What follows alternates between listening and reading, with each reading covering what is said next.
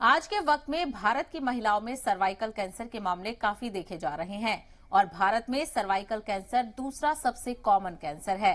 लेकिन अब भारत को सर्वाइकल कैंसर के खिलाफ पहली स्वदेशी वैक्सीन मिल गई है।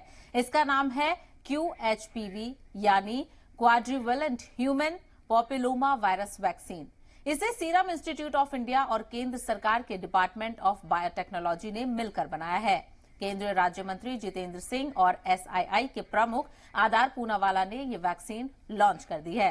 पूनावाला ने मीडिया से बातचीत में बताया कि वैक्सीन की कीमत को लेकर भारत सरकार से चर्चा की जा रही है।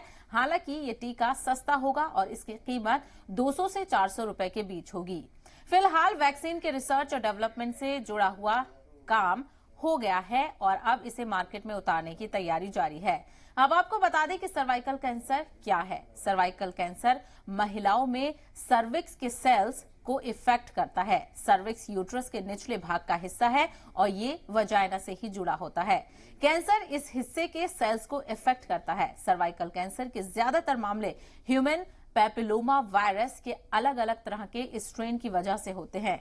HPV एक आम यौन रोग है जो जननांग में मस्से के रूप में दिखता है, फिर धीरे धीरे ये सर्वाइकल सेल्स को कैंसर सेल्स में बदल देता है।